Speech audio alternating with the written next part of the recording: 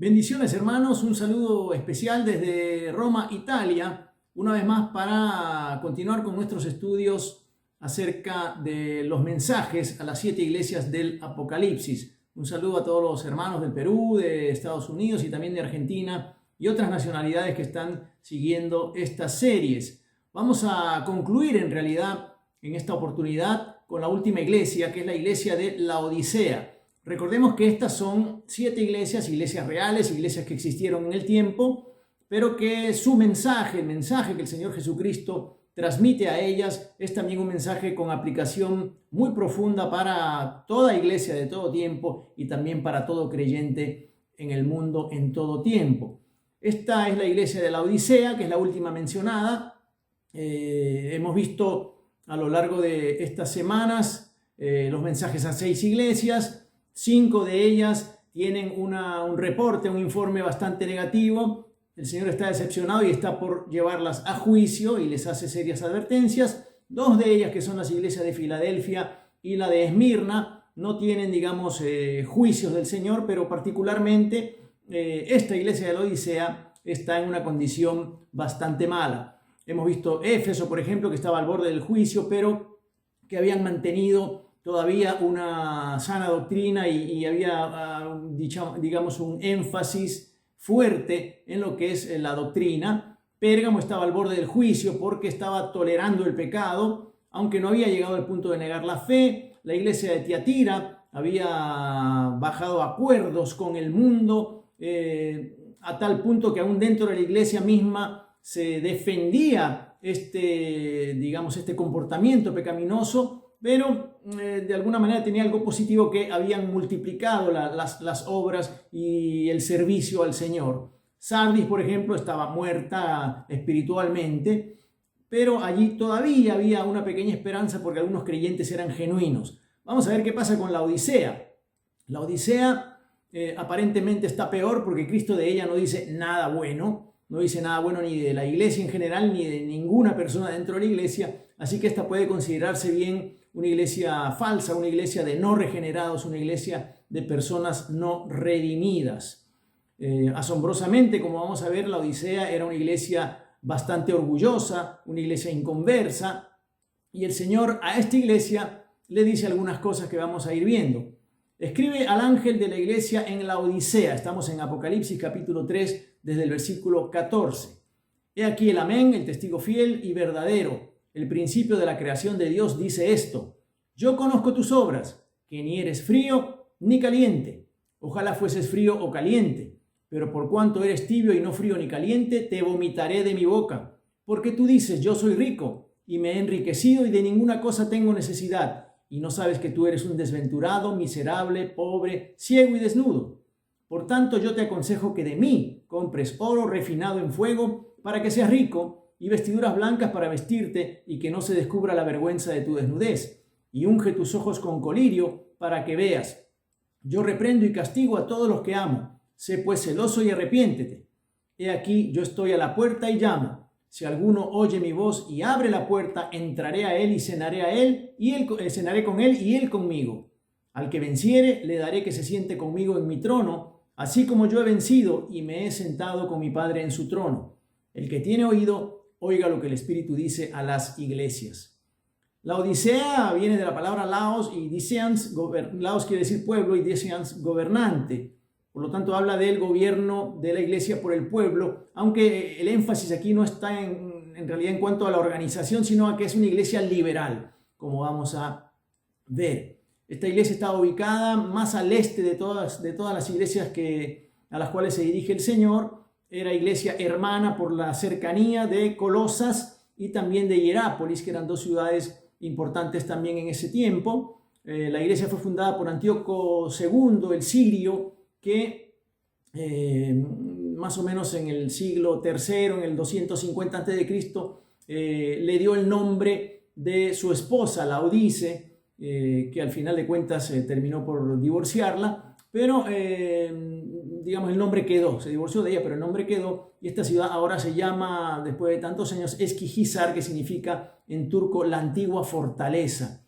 Laodicea estaba entre camino de Hierápolis y Colosas, que tenían cosas particulares que vamos a ir viendo porque en la carta son datos interesantes. Venían a esta ciudad las aguas de Hierápolis, que eran aguas calientes, y las aguas de Colosas, que eran aguas frías, pero en realidad su principal suministro de agua venía de un acueducto que habían fabricado, trayendo estas aguas termales de Hierápolis, pero estas aguas, después de atravesar diversos kilómetros, llegaban seguramente tibias, y es por eso que estas aguas tibias, no purificadas, no eran apetecibles, y esto el Señor lo va a mencionar también, o va a tomar de esta idea para reprender a esta iglesia. Era una iglesia, mejor dicho, esta ciudad de la Odisea era una ciudad muy rica, era un centro notable de finanzas, banco, comercio,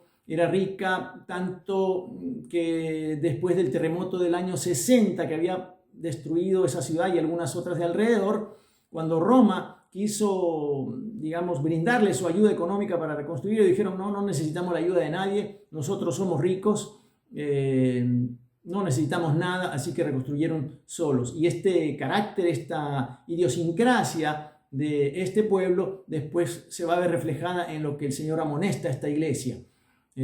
Otra cosa por la cual era famosa la ciudad de la Odisea era su lana. Tenía una lana de color negro muy preciada, y se creó toda una industria, fabricaban no solamente vestidos sino también alfombras, y además tenían el caso del colirio, que provenía de toda una situación que ellos adoraban a Esculapio, el dios de la sanidad, y entonces en ese templo también tenían una universidad de medicina muy famosa. Ahí desarrollaron este colirio o este ungüento que Aristóteles había llamado el polvo frigio, y este colirio venía exportado a todas partes del mundo. Así que digamos que la esencia de la Odisea comercialmente era las finanzas, la lana negra y el colirio. Y estas tres industrias, repito, van a jugar un papel importante en esta carta, al igual que lo que era el suministro de agua para la ciudad. El Señor va a usar todas estas como figuras para exhortar, para reprender a su iglesia. Ahora, la iglesia muy probablemente se estableció como las anteriores que hemos visto a través del ministerio de la iglesia de Éfeso. No fue fundada por Pablo. Él mismo nos dice que él todavía no ha visitado la Odisea cuando habla a los Corintios en el capítulo 2. Probablemente el que participó en este establecimiento fue Epafras, al cual él menciona también en el libro de Colosenses en el capítulo 1. Después existen ciertas tradiciones que indican que Arquipo, que es otro mencionado en la carta a los Colosenses, fue el pastor de esta iglesia, y Pablo lo amonesta para que sea más diligente en su función, y probablemente podría ser que no hiciera tanto caso a las enseñanzas o a los consejos de Pablo, y este declino en el ministerio de Arquipo pudiera haber causado un impacto negativo en esta iglesia y en su desarrollo y en su posterior, digamos, caída. Ahora vamos a ver cómo se presenta el Señor con su título, como lo ha hecho en todas las otras iglesias que habíamos visto.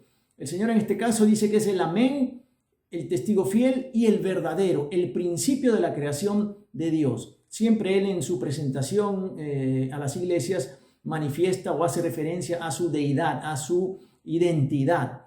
Así que Él dice que Él es el Amén, que es un título único, refleja un pensamiento también hebreo o antiguo testamentario, porque Él en esta palabra de amén la vemos en Isaías 65:16, cuando dice que el que se bendijere en la tierra, en el Dios de verdad se bendecirá, y el que jurare en la tierra, por el Dios de verdad jurará. Y esta palabra verdad es la palabra amén o amen, que siendo hebrea, digamos, al ser transliterada en distintos y muchos idiomas, ha pasado a ser, digamos, una palabra universal. Esta palabra amén denota certeza, una cosa confiable, algo firme, algo cierto, una garantía verbal de lo que se ha dicho. Es como cuando el Señor decía de cierto os digo, y después daba una afirmación. En este caso lo hacía antes, y amén es en el después. Amén viene después de la declaración, sellando la veracidad de lo que se está manifestando. Así que aquí nos quiere decir que todo lo que Dios dice, que todo lo que Jesús dice es verdad, todo lo que Él promete es verdad, y Él mismo es garantía de su afirmación. En 2 Corintios 1:20 dice que todas las promesas de Dios en Él, o sea, en Cristo, son sí, y en Él son amén para la gloria de Dios. Así que Jesús, todo lo que Él dice es verdadero, y lo reafirma en el paso siguiente cuando dice que Él es el testigo fiel y verdadero. Esto está aclarando más aún el término amén, da una mayor firmeza, y Él dice que sus testimonios son fieles, son verdaderos, lo cual obviamente contrasta con lo que va a ser el pensamiento y el comportamiento de la iglesia de Laodicea, que no eran ni fieles ni eran verdaderos. Todo lo que Jesús dice es verdad. Él es el camino, es la verdad y es la vida, y dice que el que recibe su testimonio, atestigua que Dios es veraz. Es decir, lo que el Señor dice, lo que el Señor decía era verdad, porque Él era el testimonio viviente del Padre sobre la tierra. Y cuando lo vemos con Pilato, por ejemplo, y Pilato le pregunta, ¿tú eres rey? Y Jesús le dice, tú lo has dicho, y yo para esto he nacido. Y para esto además he venido al mundo para dar testimonio de la verdad o a la verdad. Así que todo aquel que es de la verdad oye mi voz. De tal manera que aquí estamos afirmando los atributos del Señor, y es interesante que Él afirme esta verdad, que Él es el verdadero, que Él es el amén, que lo que Él está diciendo es justo y es veraz, porque en realidad Él está a punto de dar toda una evaluación de una iglesia que es en realidad la peor porque no tiene ningún elogio. Así que Él está garantizando la precisión y la confiabilidad de lo que está a punto de decirle a esta iglesia. Y además dice que Él es el principio de la creación de Dios.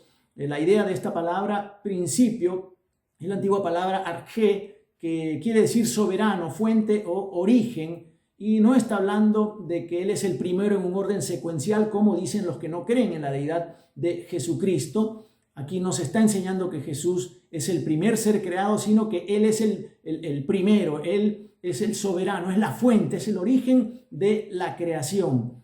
Está hablando de preeminencia, no de ser el primero en una serie de otros creados.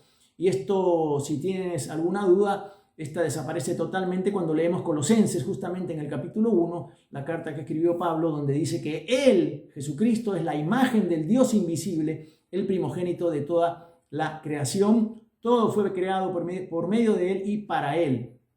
Él es antes que todas las cosas, y todas las cosas subsisten en Él. Así que la palabra primogénito aquí en Colosenses, que es prototokos en el griego, también es similar a lo que se está diciendo aquí a la iglesia de Laodicea. Está hablando de su preeminencia. Él está sobre todo lo creado, pero Él es el creador, Él es el autor de la vida, como dice también el apóstol Juan en el capítulo 1, todas las cosas por Él fueron hechas, y sin Él nada de lo que fue hecho puede haber sido hecho. Así que esta frase se puede traducir como la autoridad suprema sobre la creación. Él es el principio y Él es el fin. Ahora, ¿por qué es importante que Él establezca esto en la carta? Porque en la carta a Colosenses, que repito, era una iglesia cercana, era una de las iglesias hermanas a Laodicea junto a la iglesia, digamos a la iglesia de Hierápolis, es muy probable que cuando Pablo escribe a los colosenses y él está, si hemos leído esta carta, él está, digamos, afirmando y respondiendo, digamos, a los de Colosa, sobre una herejía que hablaba que Jesús no era Dios, estaba en realidad negando la deidad de Jesucristo, y quizás esta cercanía había hecho que esta herejía también llegara a la iglesia de Laodicea. Por eso en Colosenses 4:16 Pablo dice: lee esta carta en la iglesia de Laodicea, lee esta carta en la iglesia de los laodicenses y luego lee mi carta de ellos en tu iglesia. Así que había una interconexión entre ambas iglesias, y Pablo lo menciona aquí en su carta. Ahora, esta iglesia, al tener una visión distorsionada, herética de Jesucristo, si este era el caso, obviamente no creían en realidad que Jesucristo era el creador de la vida, el creador, el iniciador. Así que no era una iglesia que pudiera tener una visión correcta, y por tanto no era una iglesia convertida. Y en esto podemos mencionar muchas iglesias que permanecen en nuestros tiempos, muchas sectas tipo los mormones o testigos de Jehová, que niegan, como tantas otras iglesias liberales, que niegan que Jesucristo sea el Señor, el Elohim, Adonai, el Dios nuestro, el Dios todopoderoso.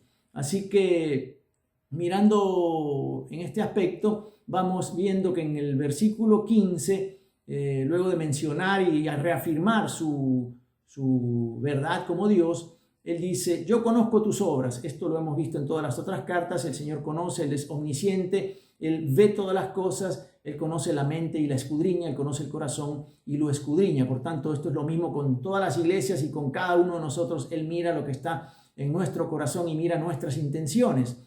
Ahora, dice: no eres frío ni caliente, y ojalá fueras frío o caliente, pero por cuanto eres tibio y no frío ni caliente, te vomitaré de mi boca. No hay, repito, ningún elogio para esta iglesia. En las otras decía: yo conozco tus obras, has hecho esto bien, esta otra cosa bien, pero te falta esto. En este caso, cero. No hay nada bueno que decir de la iglesia de Laodicea, y esto es tremendo. Pasa directamente a la reprensión. Dice: yo conozco tus obras.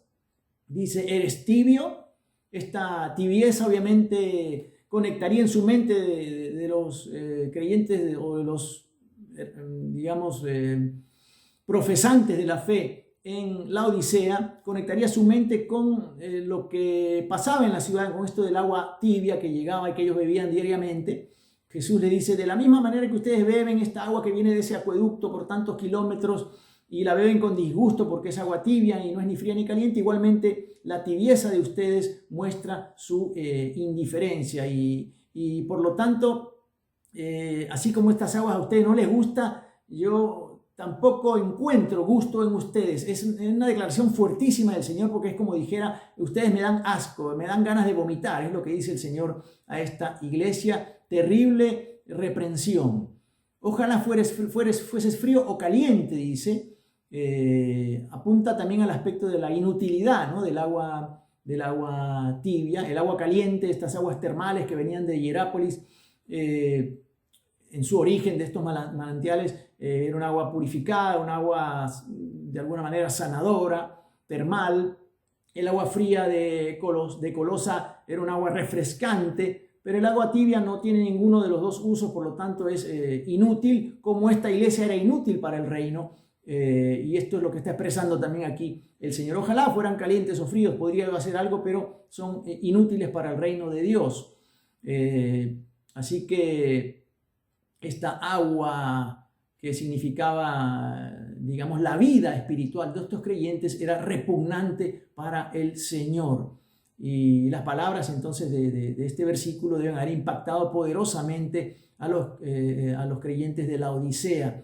El escritor como que estuviera diciendo que la iglesia era inútil y desagradable como esa agua mala. Ahora, ¿por qué Jesús preferiría el frío, además del caliente, que habla de un creyente ferviente? Habla del frío porque quizás la única forma es interpretar que Dios odia más que la falta de fe, es la fe hipócrita lo que odia el Señor.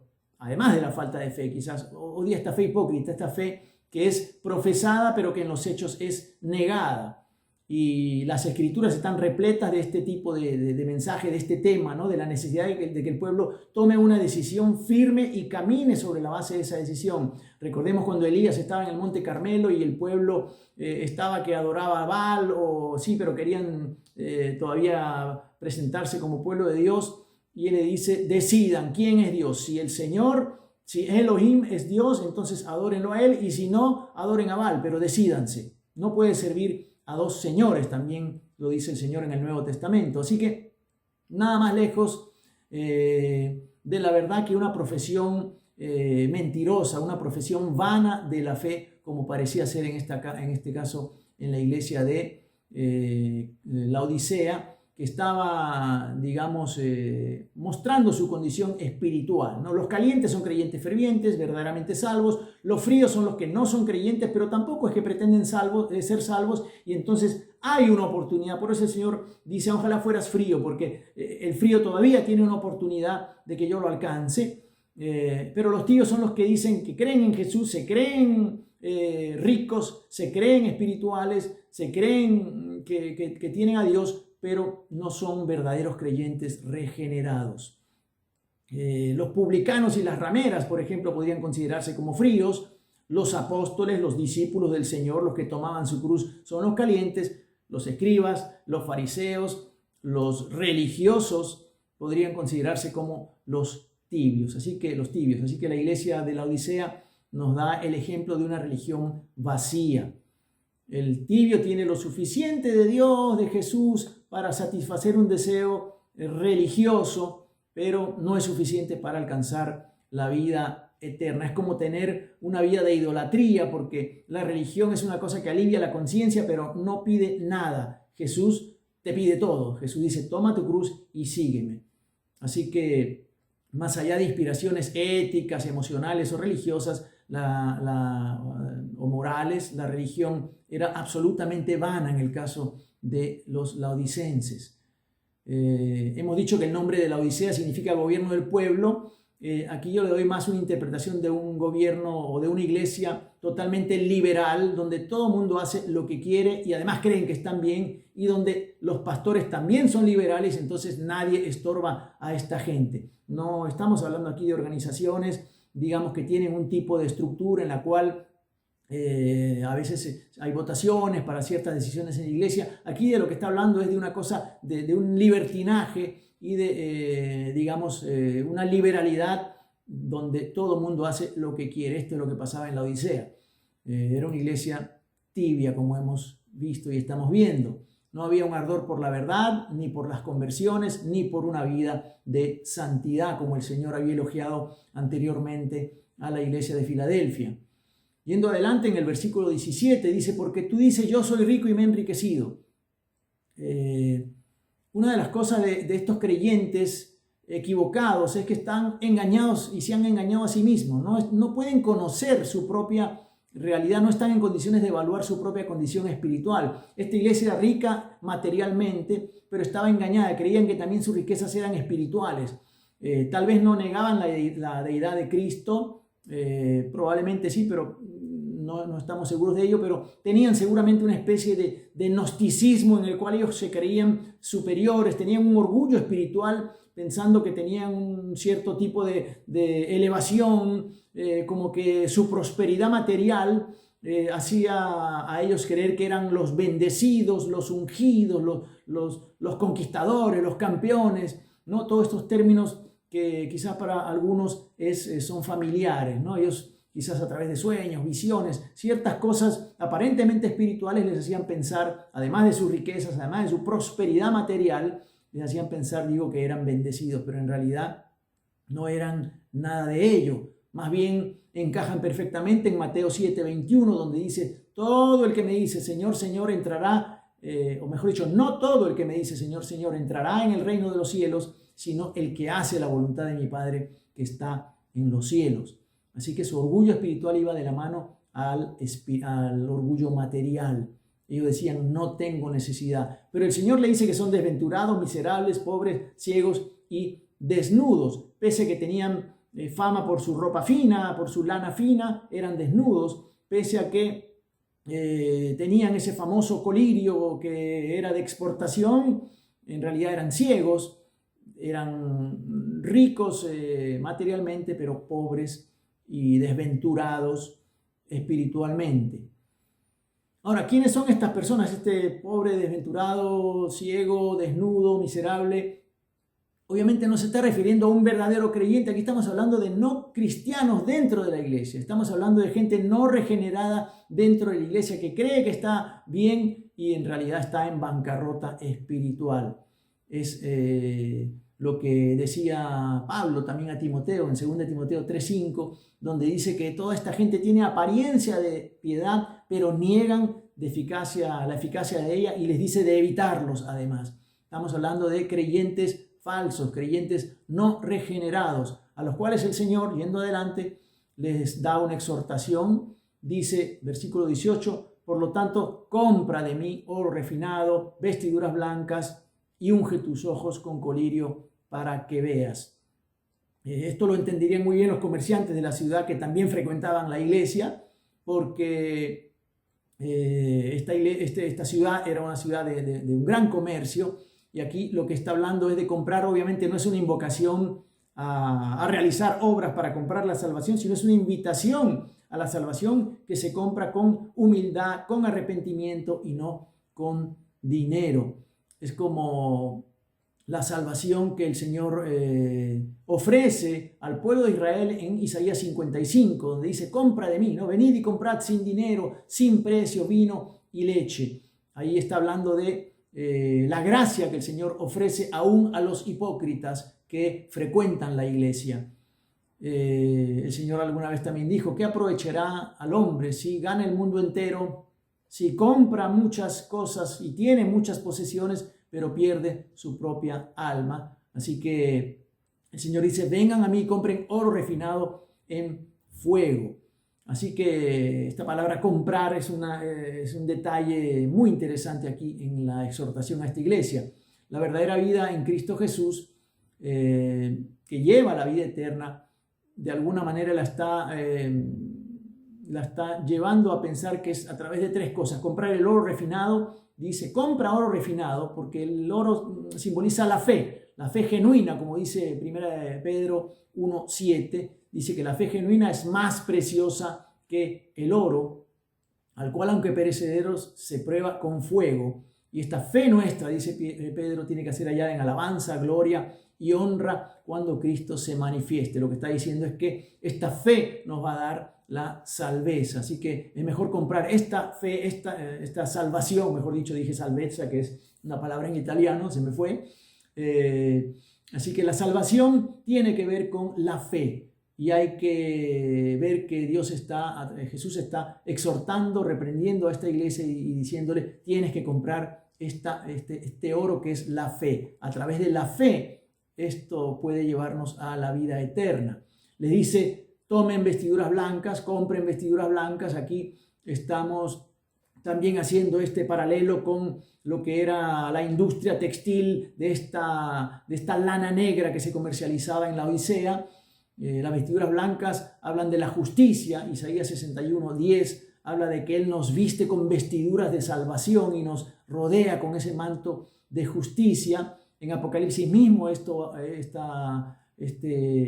detalle habla de la justicia de los santos, la justicia que es imputada por Dios al hombre a través de su gracia. Y esta palabra blanco, estas vestiduras blancas, es la palabra leucos, que significa brillante. No está hablando de una tela blanca, está hablando de algo más fuerte, de algo brillante, de algo deslumbrante, como cuando una luz, una bombilla de luz fuerte alumbra. De eso está hablando, algo brillante, ¿no? Y dice que este manto de justicia va a cubrir al pecador. Dice: para que se cubra la vergüenza de tu desnudez, compra vestiduras blancas, oro, y también colirio para los ojos. Cuando habla de la vergüenza de tu desnudez, está indicando claramente de gente no regenerada, de gente que no es salva, porque es un indicador a lo que es la naturaleza caída y desnuda de Adán, cuando, recuerden, ellos cayeron en pecado y quisieron cubrirse con las hojas de higuera, y esto no fue suficiente. Dios mismo tuvo que cubrirlos con su gracia. Así que es todo esto lo que el Señor está indicando. Colirio para los ojos.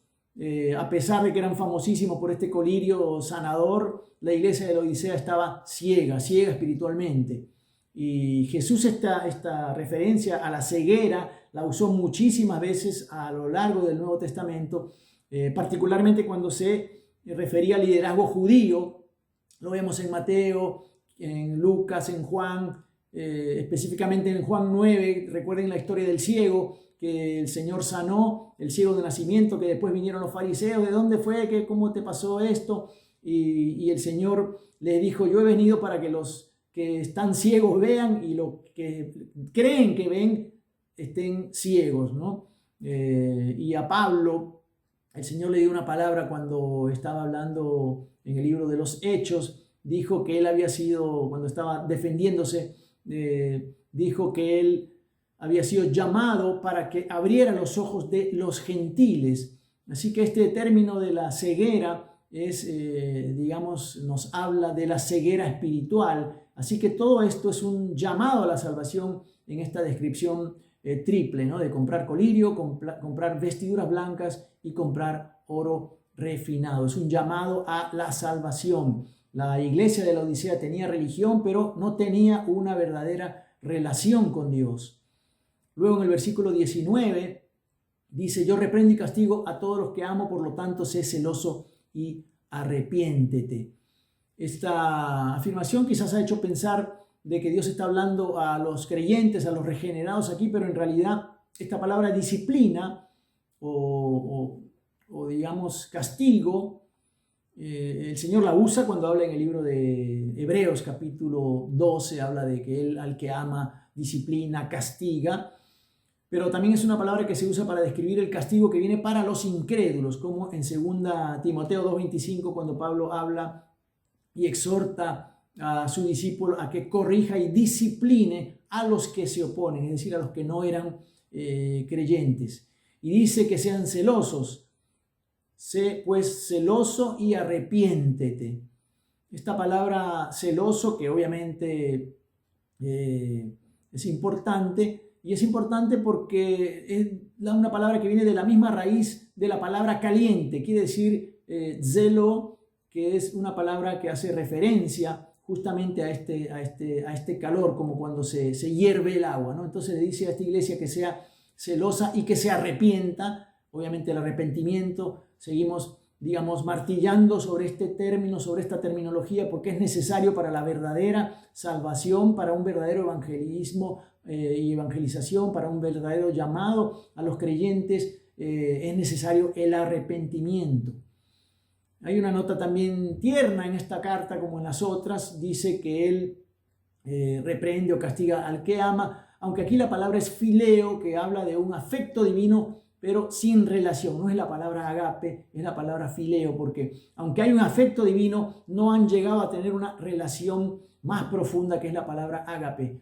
Así que el Señor dice que al que ama, castiga. Los ama, pero Él ama al pecador, como frase tan mencionada, ¿no? El Señor vino para salvar al pecador. Algunos dicen que Dios ama al pecador, pero no ama su pecado, pero en realidad Dios está también airado con el pecador, aunque ese es otro tema a profundizar. La evidencia más clara de que los tibios no son regenerados es que el Señor está afuera. Dice: he aquí yo estoy a la puerta y llamo.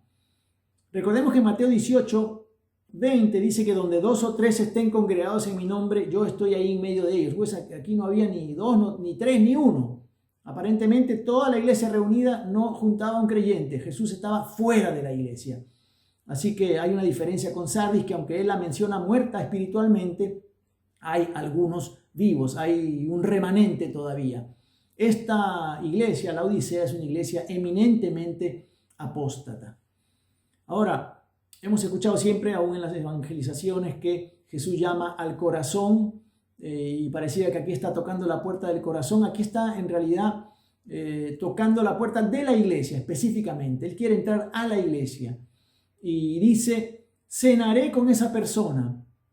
Aquí nos habla de compañerismo, nos habla de intimidad, nos habla de una cercanía, nos habla de una vida compartida, nos habla de un símbolo de unión. Y la palabra cena aquí es deipnon, que es la última comida, la cena propio, la última comida del día, que era, digamos, la comida más larga, digamos, antes de que cayera la noche. Y esto está indicando una urgencia en este llamado. Antes de que caiga la noche, el Señor está llamando en la Odisea a alguien que venga y abra la puerta para Él entrar y salvar esa comunidad. La verdadera iglesia cenará con Cristo en las bodas del Cordero. Lo veremos tal vez más adelante en Apocalipsis capítulo 19. Pero esta, repito, es una última, como si fuera una última súplica, ¿no? Habla de esta urgencia. Antes que caiga la noche, vengan y ábranme la puerta. Habla de una urgencia, porque nadie sabe el día en el cual el Señor vendrá. Y luego una promesa final, versículo 21, el que venciere, primera de Juan 5:5, lo hemos visto aún también en la vez anterior, el que venciere es el que cree, como dice primera de Juan 5:5. ¿Quién es el que vence al mundo sino el que cree que Jesús es el Hijo de Dios? Esto ha vencido al mundo, nuestra fe. Así que al que tiene fe, al que cree verdaderamente, y esto repito, implica un proceso de conversión, de arrepentimiento. El que cree que Jesús es el Hijo de Dios estará conmigo en mi trono, como también yo he vencido y me he sentado con mi Padre en su trono. Entonces Jesús no está concediendo solamente la salvación a los creyentes, la comunión por toda la eternidad, sino también promete hacerlos estar con Él, reinar con Él a los que son vencedores. Es una respuesta a la obediencia, así como Él recibió este hecho de sentarse en el trono con su Padre por la obediencia, eventualmente también los vencedores se sentarán con Él. Este es el trono prometido en las Escrituras, en 2 Samuel 7, en el Salmo 2 y otros pasajes de la Escritura. Ahora, es interesante porque esta es la peor de las 7 iglesias y se le hace quizás la promesa más tremenda, ¿no? De sentarse con el Señor en su trono, lo que muestra que aún de lo peor el Señor puede sacar y extraer un creyente que pueda finalmente vencer y obtener el lugar más alto. Dios ha escogido lo vil, lo menospreciado del mundo para avergonzar a los sabios. Así que el Señor habla de esto también en Lucas capítulo 1, cuando el ángel Gabriel se le presentó a María, le dijo que el Señor sería grande, sería llamado Hijo del Altísimo, y Dios le daría el trono de David y reinaría sobre la casa de Jacob para siempre, hablando también de su trono y de su reino milenial sobre la faz de la tierra. Y concluye con una exhortación general para aquellos que oyen este mensaje, como en todas las otras iglesias, ¿no? El que tiene oídos para oír, oiga lo que el Espíritu dice a las iglesias. Obviamente todos preferiríamos identificarnos con la iglesia de Filadelfia, la iglesia que el Señor halaga y que le promete venir por ella. Nadie se va a identificar con la Odisea, obviamente, pero digamos que entendemos, como hemos visto en todos los mensajes anteriores, que esta es una exhortación general para todos. El que tiene oído, oiga lo que el Espíritu dice a las iglesias, incluidas las iglesias de estos tiempos e incluidos cada uno de nosotros en esta advertencia, o mejor dicho, en esta exhortación final. Que nos libre Dios de tener esta autoconfianza, esta tibieza que marcó la iglesia de la Odisea. Esta iglesia entonces de la Odisea representa la iglesia apóstata, está presente en muchas formas hoy en nuestros días, incluido el movimiento ecuménico, incluidos movimientos modernos, en muchas megas iglesias, al igual que la Odisea. Muchas iglesias creen que tienen revelaciones especiales y que ellos están por encima de todos, tienen riquezas y tienen también justicia propia. Están completamente en realidad vacíos de la verdad, ya que tienen apariencia de piedad pero niegan su eficacia. Este tipo de iglesias están teniendo siempre el enfoque en el hombre, en las bendiciones del hombre, en la prosperidad del hombre, en lo que quiere el hombre, en lo que desea el hombre, en lo que sueña el hombre, pero no en lo que verdaderamente Dios quiere. Este tipo de iglesias propugnan que nuestra mejor vida va a ser hoy. Alguna vez escuché a algún famoso predicador que decía que por mucho tiempo nos hemos preocupado en el más allá, cuando en realidad nos tenemos que preocupar en el más acá, porque aquí es nuestra vida, y todo tipo de estas manifestaciones de estas iglesias que predican un tipo de prosperidad que no es la prosperidad del Señor. En realidad, cuando hablamos de prosperidad, vemos al famoso padre, o sí podría llamarse también un padre de la fe y de la vida espiritual, José, uno de los hijos de Jacob, cuando estuvo, digamos, en su distinto transcurso de vida. Siempre la palabra dice que él, que Dios estaba con él, que era próspero porque el Señor estaba con él. El Señor lo libraba continuamente y estaba con él y prosperaba siempre. ¿Pero por qué? Por su obediencia y por su temor al Señor. Así que es necesario en nuestros tiempos, en este tipo de situación, en este tipo de iglesias, predicar el arrepentimiento. Y justamente este tipo de iglesias liberales en nuestros tiempos no predican el arrepentimiento, que es fundamental para tener verdaderos creyentes regenerados. El arrepentimiento significa que te das cuenta de que eres pecador, de que eres culpable delante de Dios, que mereces la ira, el castigo de Dios, que el pecado está en ti, que anhelas deshacerte de este pecado y que quieres darle para siempre la espalda al pecado y al sistema del mundo en todas sus formas, y te niegas a ti mismo y tomas la cruz de Cristo, el cual crees que vino a morir por ti y también resucitó para tu justificación. Con esta esencia del mensaje es necesario entender que una verdadera iglesia es una iglesia que predica este tipo de doctrina para la salvación. No simplemente esperar una levantada de mano donde no se le expone al pecador la realidad de su vida, la realidad de su pecado, la urgencia, como vimos aquí, de comprar sin dinero las cosas del Señor. Una iglesia verdadera, repito, es una iglesia que predica el arrepentimiento. Así que el Señor nos exhorte y que tomemos esta exhortación como, digamos, un tiempo o un mensaje importante en este tiempo, porque el Señor está pronto a venir, como hemos visto y vimos en la iglesia anterior. He aquí yo vengo pronto. En realidad el Señor está diciendo, he aquí yo vengo repentinamente. Así que el Señor nos prepare, que nuestro corazón sea sabio, que cuando leamos, como decía el profeta Daniel, el que lea entienda, que tratemos de entender, que tratemos de profundizar, que tratemos de escudriñar, pero que sobre todo tratemos de vivir como el Señor nos ha exhortado, no solamente en esta carta, a esta iglesia, sino en todas las cartas que hemos leído. Que esta semilla de estos mensajes, de esta serie, pueda permanecer en nuestros corazones y que también nosotros tengamos la voluntad de añadir aún más en nuestro estudio, repito, profundizar, escudriñar, investigar la palabra del Señor, porque en ellas, dijo, está la salvación.